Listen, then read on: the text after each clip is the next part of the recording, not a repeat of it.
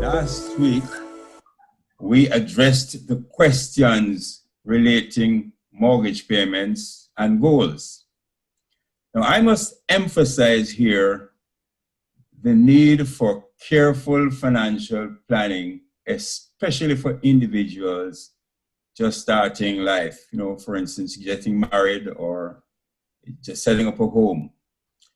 Now, because real estate in the right location is one of the soundest investment one could make, all efforts should be made to save toward the deposit for buying a home. I also do not recommend buying consumables on credit. That is, buying food or clothing, etc. on credit, which in no time you consume it, and then you have this debt to pay. Now, other than mortgage, interest rates are usually very high, especially credit card rates. So let's consider a comparative example as we look at rent versus owning a home. 12 years ago, 2-bedroom houses in an Old Harbor scheme were sold at 3.8 million Jamaican dollars. Now, this would have required a deposit and closing cost of approximately $380,000.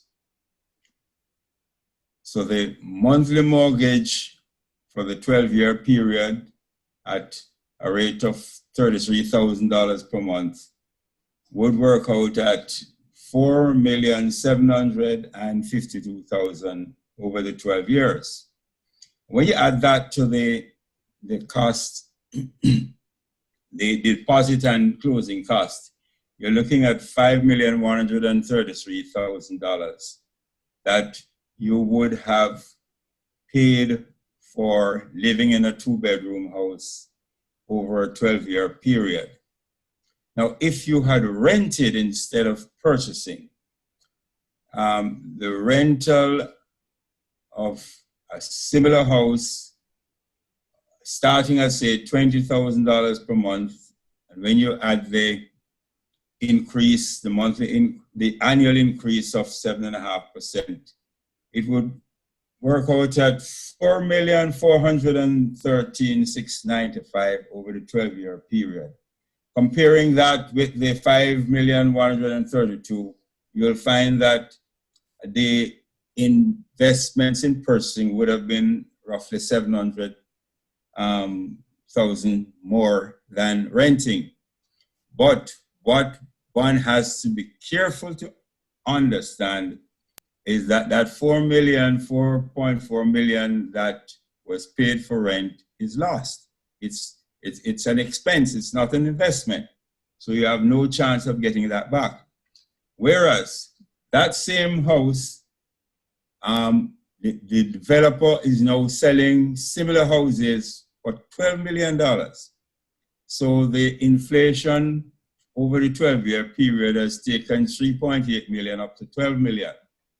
So what it means is that you would have invested $5,132,000, and over that 12-year period, your $5,132,000 would have grown to 12 million. Now the market price is really 15, but just look at the basic.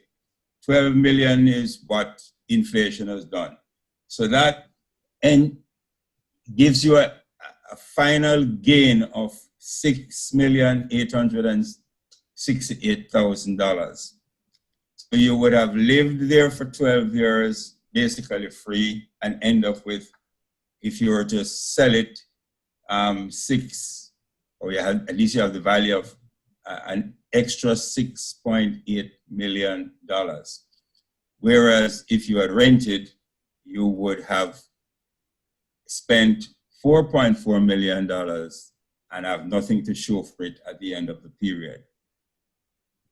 So my recommendation has always been go for owning rather than renting, because when you rent, all you're doing is paying somebody else's mortgage for them. Now, it's important that we be wise in all our investment activities. And as crises come upon us, we see more and more how necessary these things are. Next week, we're going to be talking about another crisis added to the COVID crisis when, as you know, as of tomorrow, we begin the hurricane season. So it's going to be hurricane versus hurricane along with COVID.